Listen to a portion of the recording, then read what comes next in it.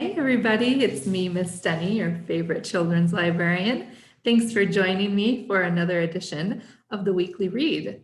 We have been reading The Wonderful Wizard of Oz by L. Frank Baum, and you can find all the previous chapters on our YouTube page right here under the playlist, The Weekly Read, The Wonderful Wizard of Oz.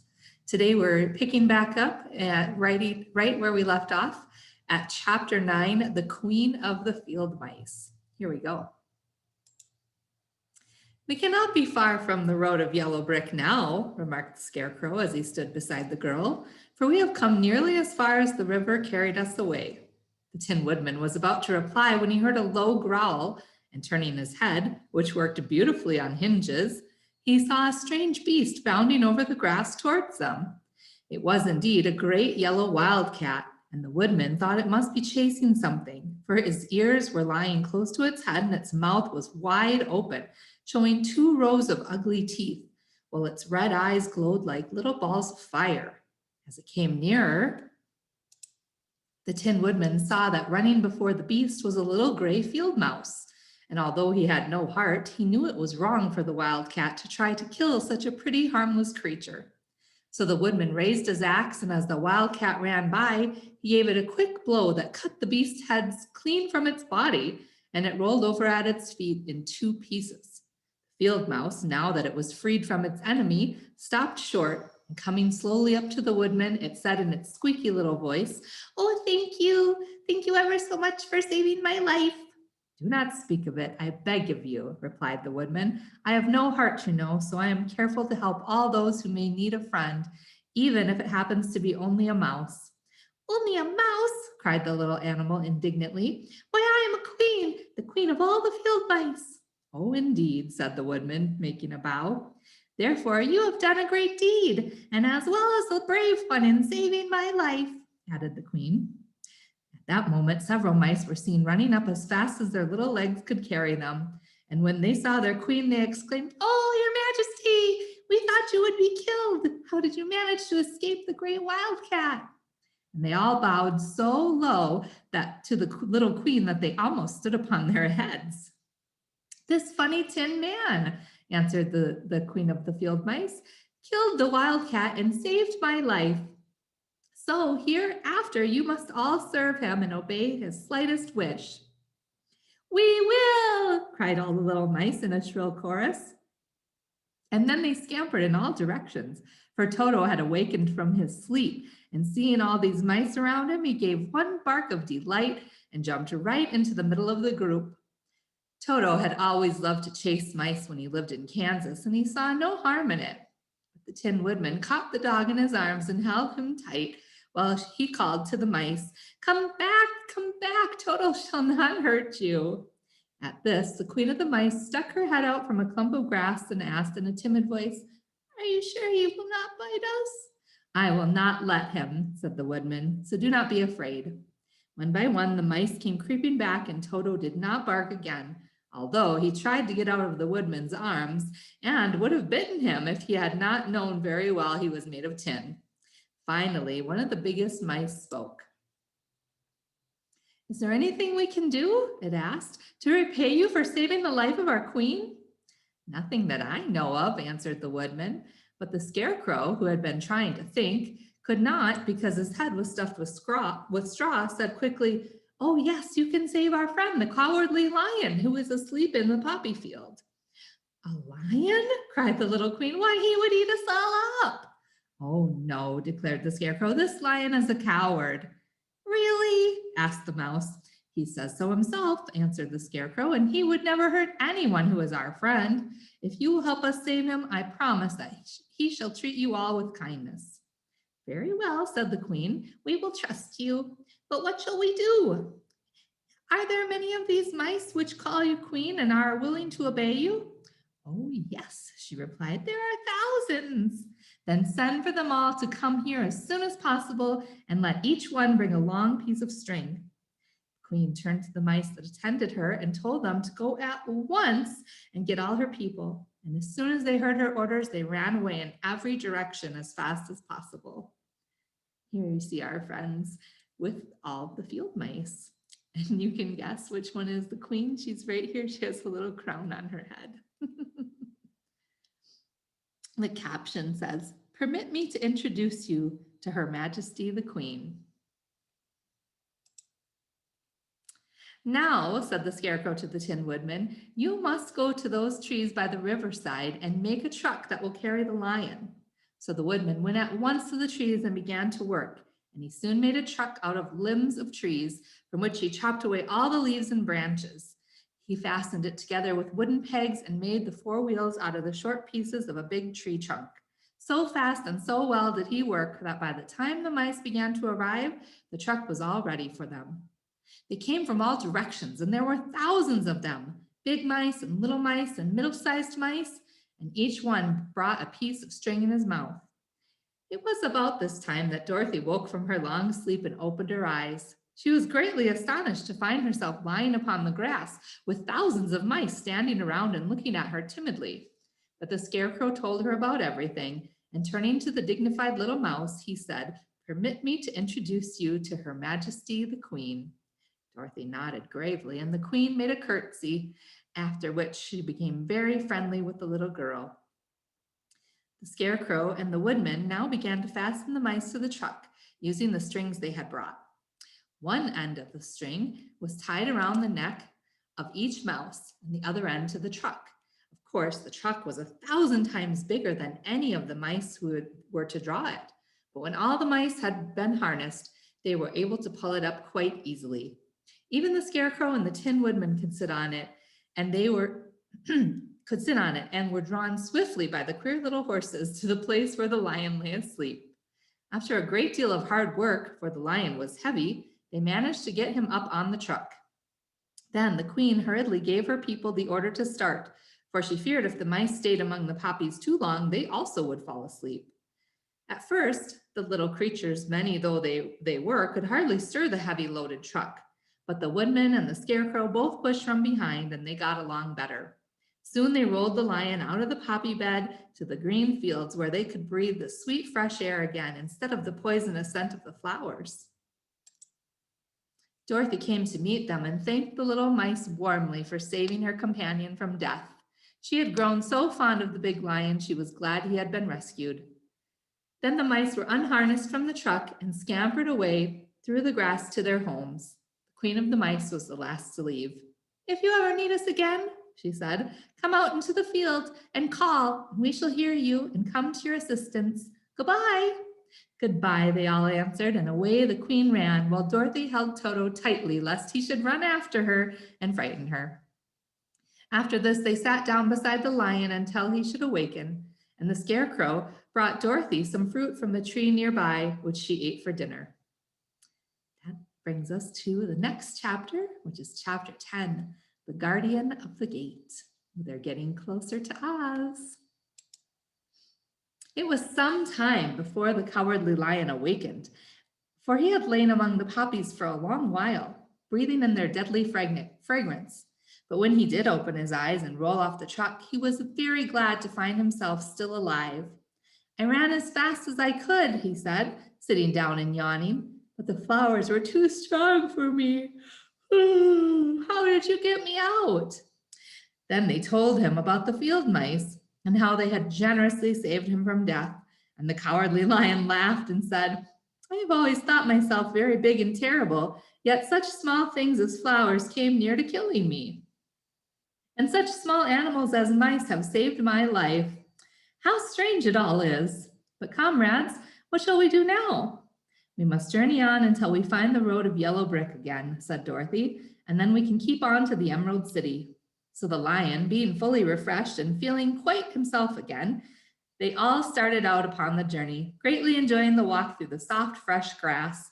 And it was not long before they reached the road of yellow brick, and turned again toward the Emerald City where the great Oz dwelt.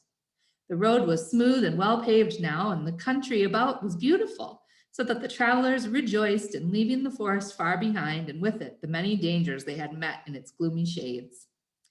Once more they could see fences built beside the road, but these were painted green. When they came to a small house in which a farmer evidently lived, that also was painted green. They passed several of these houses during the afternoon, and sometimes people came to the doors and looked at them as if they would like to ask questions. But no one came near them or spoke to them because of the great lion, of which they were very much afraid. The people were all dressed in clothing of a lovely emerald green color and wore peaked hats like those of the Munchkins. "This must be the land of Oz," said Dorothy, "and we are surely getting near the Emerald City." "Yes," answered the Scarecrow, "everything is green here, while in the country of the Munchkins, blue was the favorite color. But the people do not seem to be as friendly as the Munchkins, and I am afraid we shall be unable to find a place to pass the night." "I should like something to eat besides fruit," said the girl, "and I'm sure Toto is nearly starved. Let us stop at the next house and talk to the people." So when they came to a good-sized farmhouse, Dorothy walked boldly up to the door and knocked.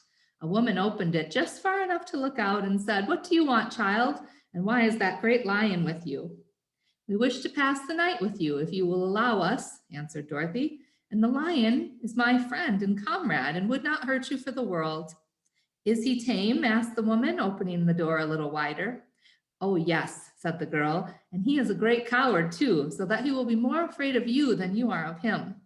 "Well," said the woman, after thinking it over and taking another peep at the lion, "if that is the case, you may come in, and I will give you some supper and a place to sleep." So they all entered the house, where there were, besides the woman, 2 children and a man.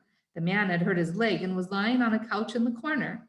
They seemed greatly surprised to see so strange a company, and while the woman was busy laying the table, the man asked, "Where are you all going?" "To the Emerald City," said Dorothy, "to see the great Oz." "Oh, indeed!" exclaimed the man. "Are you sure that Oz will see you?" "Why not?" she replied. "Why, it is said that he never lets anyone come into his presence. I have been to the Emerald City many times, and it is a beautiful and wonderful place, but I have never been permitted to see the great Oz, nor do I know of any living person who has seen him." "Does he ever go out?" asked the Scarecrow.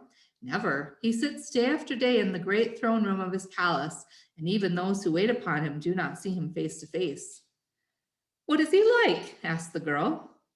"That's hard to tell," said the man thoughtfully. "You see, Oz is a great wizard and can take on any form he wishes, so that some say he looks like a bird, and some say he looks like an elephant, and some say he looks like a cat. To others, he appears as a beautiful fairy or a brownie, or in any form that pleases him. But who the real Oz is when he is in his own form, no living person can tell." "That is very strange," said Dorothy, "but we must try in some way to see him, or we shall have made our journey for nothing." "Why do you wish to see the terrible Oz?" asked the man. "I want him to give me some brains," said the Scarecrow eagerly. "Oh, Oz could do that easily enough," answered the man. "He has more brains than he needs." All I want him to give me a heart," said the Tin Woodman. "That will not trouble him," continued the man, "for Oz has a large collection of hearts, all shapes and sizes." "And I want him to give me courage," said the Cowardly Lion. "Oz keeps a great pot of courage in his throne room," said the man, "which he has covered with a golden plate to keep it from running over, and he will be glad to give you some." "And I want him to send me back to Kansas," said Dorothy. "Where's Kansas?" asked the man in surprise. "I don't know," replied Dorothy sorrowfully, "but it is my home, and I'm sure it's somewhere." "Very likely. Well, Oz can do anything, so I suppose he will find Kansas for you. But first you must get to see him, and that will be a hard task, for the great wizard does not like to see anyone, and he usually has his own way. But what do you want?" he continued, speaking to Toto. Toto only wagged his tail, for strange to say, he could not speak. The woman now called to them that supper was ready. So they gathered around the table, and Dorothy ate some delicious porridge and a dish of scrambled eggs and a plate of nice white bread and enjoyed her meal. The lion ate some of the porridge but did not care for it, saying it was made from oats, and oats were for horses, not for lions. The Scarecrow and Tin Woodman ate nothing at all. Toto ate a little of everything and was glad to get a good supper again. The woman gave Dorothy a bed to sleep in, and Toto lay down beside her, while the lion guarded the door to her room so she might not be disturbed. The Scarecrow and the Tin Woodman stood up in a corner and kept quiet all night, although of course they could not sleep. The next morning, as soon as the sun was up, they started on their way and soon saw a beautiful green glow in the sky, but just before them. That must be the Emerald City, said Dorothy. As they walked on, the green glow became brighter and brighter, and it seemed that at last they were nearing the end of their travels. Yet it was afternoon before they came to the great wall that surrounded the city. It was high and thick and a bright green color. In front of them, at the end of the road of yellow brick, was a large gate, all studded with emeralds that glittered so in the sun that even the painted eyes of the Scarecrow were dazzled by their brilliancy. There was a bell beside the gate, and Dorothy pushed the button, and she heard a silvery tinkle sound within. Then the big gate swung open again, and they all passed through and found themselves in a high arched room, the walls of which glistened with countless emeralds. Before them stood a little man about the same size as the Munchkins. He was clothed in all green, from his head to his feet, and even his skin had a greenish tint. At his side was a large green box. When he saw Dorothy and her companions, the man asked, "What do you wish in the Emerald City?" "We came here to see the Great Oz," said Dorothy. The man was so surprised at this answer, he sat down to think it over. "It has been many years since anyone asked me to see Oz," he said, shaking his head in perplexity.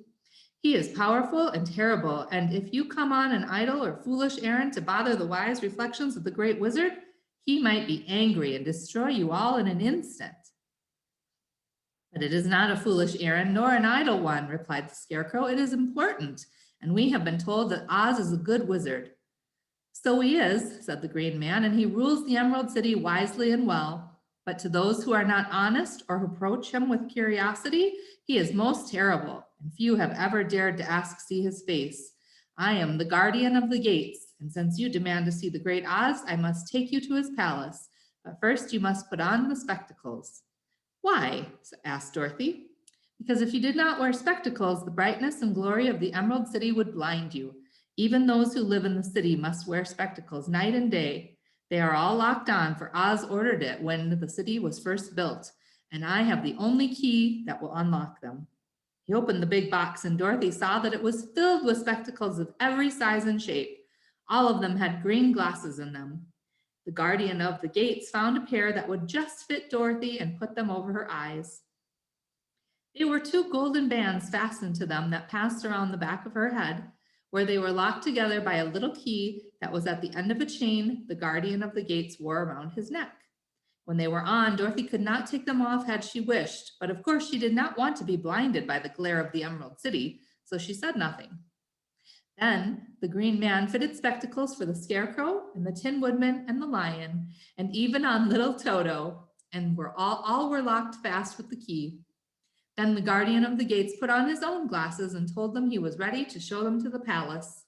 Taking a big golden key from a peg on the wall, he opened another gate, and they all followed him through the portal into the streets of the Emerald City.